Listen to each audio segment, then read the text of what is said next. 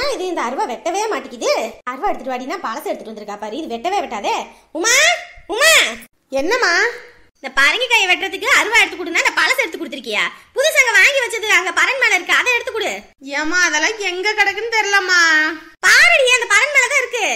போமா நீயே போய் எடுமா. எனக்கே உடம்பு அசதியா இருக்கு. ஒரு வேலை சொன்னா உடம்பு அசதிக்கு சதின்றாளே.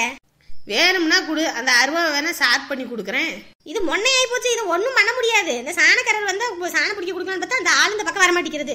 உன்னை வேற அந்த பாரடி ஒரே நிமிஷம் அதை எடுத்து கொடுத்தீங்கன்னா வீட்டுக்கு போகும்போது அதை அறுத்து கொடுத்து விடுவேன். ஐயே நீ பாடா படுத்துவோம்மா. இருமா போய் எடுக்கிறேன். மாமியார் வீட்டுல உட்காருன்னு சொன்னா கூட உட்காராம வேலை பார்ப்பாங்க. அம்மா வீடுன்னு வந்துருச்சுன்னா போதும், வேலை செய்யறதுனால இந்த பிள்ளைங்களுக்கு வலிக்குதே. அத்தை. வாங்க மாப்பிள்ள வாங்க. உமா எங்க? உமா உள்ளதா இருக்கா, இருங்க கூப்பிடுறேன். உமா உமா ஏமா இன்னும் எடுக்கலமா, இருமா எடுத்துட்டு வரேன் அருவாவை. கேரே மாப்பிள்ள வந்திருக்காரு, வா அப்புறம் அதை பாத்துக்கலாம். இந்த வாரேன். சரி உட்காருங்க மாப்பிள்ள, இந்த காபி போட்டு எடுத்துட்டு வரேன். அதெல்லாம் ஒண்ணும் வேணாங்க அத்தை. பேசிக்கிட்டு இருங்க, இந்த கொஞ்ச நேரத்துல போட்டு எடுத்துட்டு வந்துடுறேன். என்னங்க நேரமா வந்துட்டீங்க, வேலை முடிஞ்சிருச்சா? உடம்பு அசதியா இருக்குன்னு வந்தேன். எங்க அன்பு? அவளா பின்னாடி விளையாண்டுட்டு இருக்காங்க. அன்பை கூப்பிடு. இந்தா கூப்பிடுறேங்க. அன்பு என்னங்க உங்ககிட்ட ஒரு விஷயம் சொல்ல மறந்துட்டேன். எனக்கு எல்லாம் தெரிஞ்சுதான் வந்திருக்கேன். அன்பு கூப்பிடு. அன்பு அன்பு தங்கம் இங்க வா, அப்பா வந்துட்டார் வா. அன்பு அன்பு அப்பாவுக்கு அம்மா சொல்லு.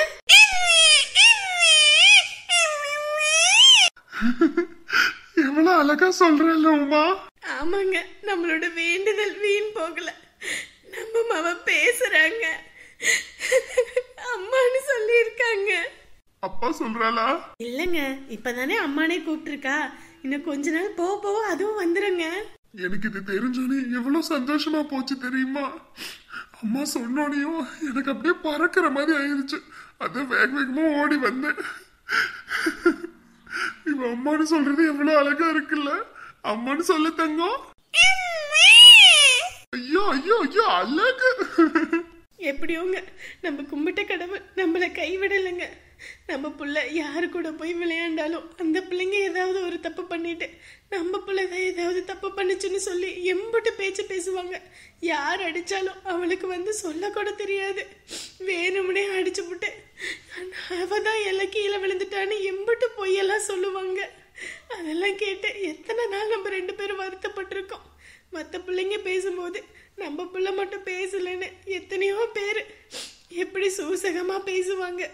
அதெல்லாம் கேட்டு கேட்டு காதே புளிச்சு போச்சு. ஆனா இன்னைக்கு நம்ம அன்பு அம்மான்னு கூப்பிடும் போது நான் இன்னைக்கு தாங்க ஒரு மனுஷியவே உணர்றேன். விடு, எப்படியோ இப்பதான் பேசணும்னு இருக்க. என்னமோ எப்படியோ பேசிட்டால, இதுக்கப்புறம் எல்லாமே பேசிடுவா. ஆமாங்க. காபி ஊத்தி வச்சுட்டேன், மாப்பிளைக்கு எடுத்து கொடுமா. இங்க வா. வரமா இருங்க, காபி எடுத்துட்டு வந்துடுறேன். அப்பா சொல்லுடா. ஒரே ஒரு தடவை அம்மா சொல்லுங்க. ஐயோ அழகு அழகு, நீ பேச கேட்டுக்கிட்டே இருக்கலாம் போ. யாரு? அடடே வெங்கட் சாரு. அண்ணா எப்படி இருக்கீங்க? நான் நல்லா இருக்கேண்ணா. அப்படி எல்லாம் இல்ல, நான் போன் பண்ணணும்னு இருந்தேன். ஆனா நம்ம ஊருக்கு வந்தா பிஸி ஆயிடுறோமே, அதனால கூப்பிட முடியல. அச்சோ அப்படிலாம் இல்ல. கர்னல் கேட்டாரா? என்ன சொன்னீங்க? ஓ வந்தாரண்ணா. இன்னும் போர் போலண்ணா, இப்பதான் சொல்லி வச்சிருக்கோம். அவங்க 2 இடத்துல போட வேண்டியது இருக்கு அப்படின்னு இருக்காங்க. வேற ஒருத்தவங்களுக்கு தானே சொல்லியிருக்கோம். முடிச்சோடனே நான் கண்டிப்பா வந்துடுவேன். சரி சரி, நான் கேட்டேன்னு சொல்லுங்க. நான் இல்லைன்றதுமா. அம்மா நல்லா இருக்காங்க. அவங்களுக்கு இந்த சேலையெல்லாம் பார்த்தோன்னே ரொம்ப சந்தோஷம். ஆமாண்ணா ஆமாண்ணா. முடிஞ்ச அளவுக்கு நான் கண்டிப்பா சீக்கிரமா வந்துடுறேன். அப்படியா? அவரையும் நான் கேட்டேன்னு சொல்லுங்க. கண்டிப்பா நான் அவரு கேட்டதை வரும்போது அம்மா கிட்ட சொல்லி செஞ்சு எடுத்துட்டு வரேன். ஓகேண்ணா, பாய். அடடே கதிர், எப்போ வந்தீங்க? நல்லா இருக்கீங்களா?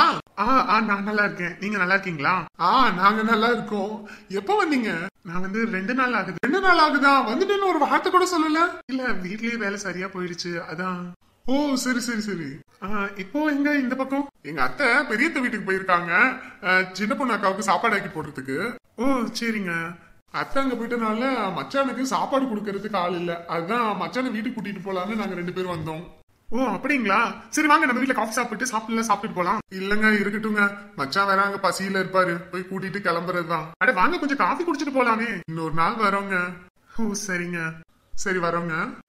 சரி. நல்லா இருக்கியா மகா? சரி பாத்து போ. சரி.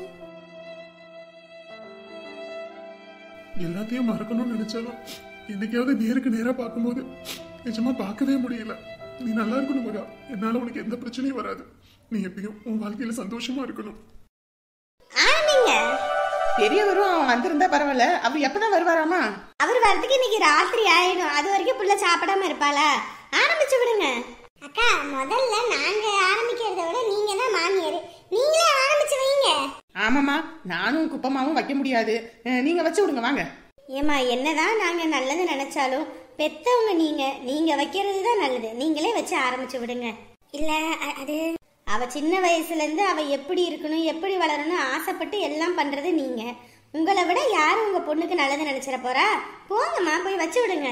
அத்தை என்ன பண்ணட்டும்? இம்புட்டு தூரம் சொல்றாங்கல்ல, என் பையன் துணை இருந்து காப்பான், நீ போய் வச்சு விடுமா. போ வலையில போட்டு விடுமா. அடுத்து இந்த வீட்டுக்கு பெரியவங்க நீங்க வந்து வைங்க. வாங்கம்மா போங்கத்த. ஏ மாமியார் கிளவி, வீட்டில் இருக்க காசெல்லாம் எடுத்துட்டு போய் அங்கே நீ தானம் பண்ணுற மாதிரி தானம் பண்ணிக்கிட்டு இருக்கியா?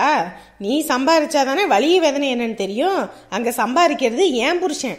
ஆனால் அந்த கூறு கெட்டவன் என்கிட்ட காசை கொடுக்காம உன்கிட்ட கொடுத்துருக்கான். அவன் கொடுத்த காசையும் நீ பத்திரமா வச்சிருக்கிய, இவங்களுக்கு தான பிரபு கணக்கா தானம் பண்ணிக்கிட்டு இருக்க. ஏ மாமியார் கிளவி, எல்லாத்துக்கும் தானம் பண்ணுறதுக்கு நான் ஒன்றும் கோட்டை கட்டி வைக்கல. இன்னைக்கு எல்லா காசையும் களவாண்டறேன், அதுக்கப்புறம் நீ எப்படி தானம் பண்றன்னு நானும் பாக்குறேன். காசை எங்க வச்சான்னு முதல்ல பார்க்காம விட்டுட்டேன். எங்க காசை வச்சிருக்கான்னு தெரியலையே. கட்டுக்கடியில பாப்போம். என்னடா இது, கட்டுக்கடியில ஒண்ணுத்தையும் காணோம். இந்த போர்வை வேற. சை, கிளவி கட்டுக்கடியிலையும் எங்கேயும் வைக்கல. ஒருவேளை பெட்டியில எதுவும் காசை வச்சிருக்குமோ? ஆமா ஆமா வச்சிருக்கும், தில்லாலங்கடி கிளவி. என்னடா இது, இதுலயும் காசை காணோம்.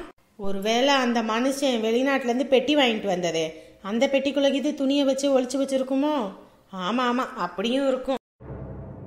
சரி, இதுலயும் காணோம். எங்கதான் வச்சு தொலைஞ்சுது?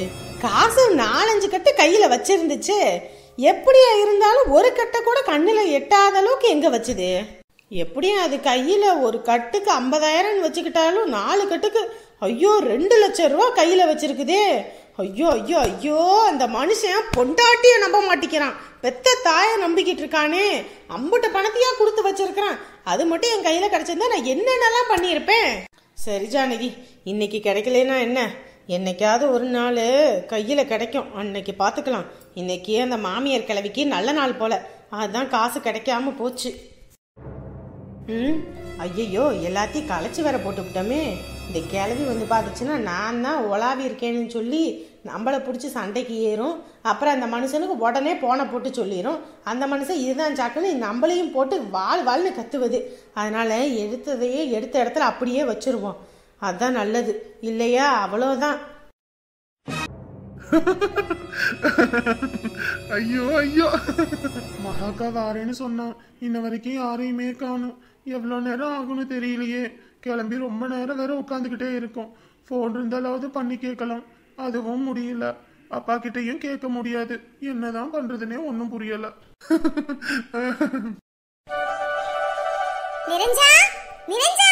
மகா, ஏன் வெளியே நின்று கூப்பிட்டு உள்ள போவோம்?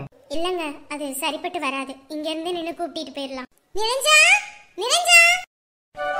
ஐயா, அக்கா வந்துட்டா போல இருக்கே. இவனுக்கு அப்பன்னு ஒரு மட்டு மரியாதை இருக்குது. அவ சொன்னா இவன் செய்யறான். இவனுக்கு எப்படி இருந்தாலும் படிக்கிறதுக்கு நான் தான் காசு கட்டணும்ன்றத மறந்துட்டான் போல இருக்கு. ஏதோ ஒரு தடவை 3000 கொடுத்துட்டாலாமா, அதுக்கு இவன் இந்த ஆட்டம் கட்டுறான். இன்னும் என்ன மாதிரி சின்ன வயசுல இருந்து காசு அள்ளி கொட்டி இருந்தா அவ்வளவுதான், என்னை கோட்டையில தான் தூக்கி வைப்பான் போல இருக்கு. என்னமோ அவன் என்னமோ யாரோ வீட்டுக்கு வந்த மாதிரி வெளியில கூப்பிடுறா. உள்ள வரதுக்கு என்ன அவளுக்கு? அக்கா நல்லா இருக்கியா? நான் நல்லா இருக்கேன்டா. ஏக்கா வெளியவே நிக்கிற, உள்ள வந்திருக்கலாம்ல? அதெல்லாம் வேணாம், வா நம்ம போலாம். ஆ பைய குடுறா, நான் தூக்கிட்டு வரேன். இந்தா. என்னடா இருக்கு? பைய வெயிட்டா இருக்கு. அதுவா, அம்மா கொஞ்சம் மல்லிகை ஜாமா காய்கறி எல்லாம் கொடுத்தாங்க, போகும்போது எடுத்துட்டு போனேன், அதான். ஏமாச்சான், நம்ம வீட்டுல என்ன எதுவும் இல்லன்னு நினைச்சுக்கிட்டியா? அத்தை கொடுத்தாங்கன்னா நீ வேணாம்னு சொல்ல வேண்டியதானே? மாமே நான் இருக்கேன்டா. அதானே, எதுக்குடா அம்மா கிட்ட கொடுத்தத நீ வாங்குன? நம்ம வீட்ல எதுவும் இல்லையா? இல்லக்கா, அதுல எனக்கு தெரியாது, அம்மா கொடுத்துச்சு உங்ககிட்ட கொடுக்க சொல்லி, அதான். அடடடா, இவங்க தானா? நான் கூட நினைச்சேன் ஏதோ கடன்காரனோ இல்ல யாசகம் கேட்டு வந்துட்டாங்களோன்னு. என்ன மாமா இப்படி பேசுறீங்க? வேற எப்படி பேசுவாங்க? கடன்காரனும் யாசம் கேட்கறவங்க வீட்டு வாசல் நின்று கூப்பிடுவான், அந்த மாதிரி கூப்பிடவா அப்படின்னு நினைச்சுக்கிட்டேன்.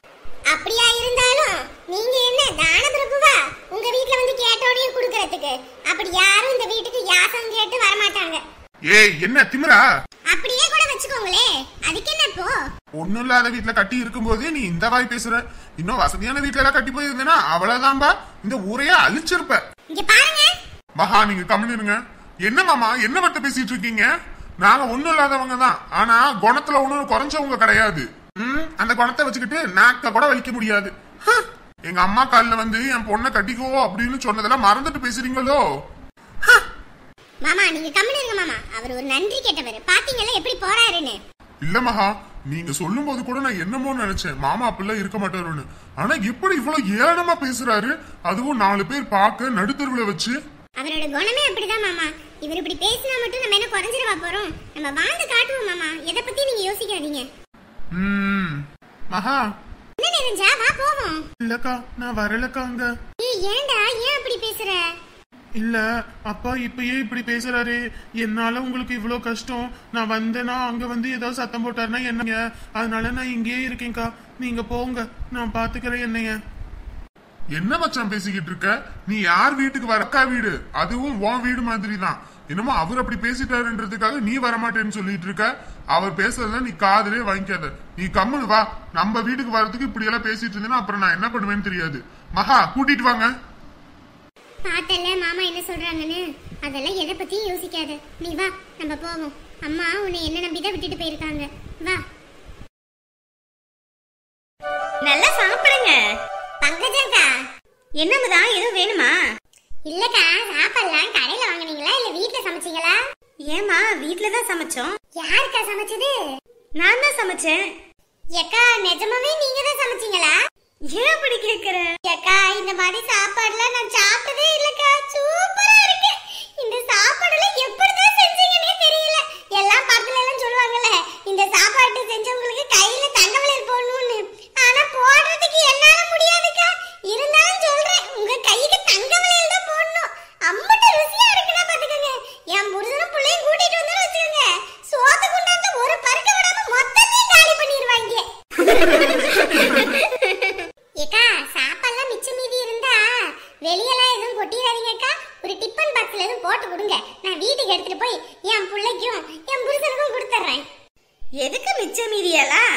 போய் துறைய கறி வாங்கிட்டு வர சொன்னா உடனே வாங்கிட்டு வந்துருவான், நானே சமைச்சே கொடுக்குறேன். ஐயோ, அப்பெல்லாம் ஒன்றும் சிரமப்படாதீங்கக்கா.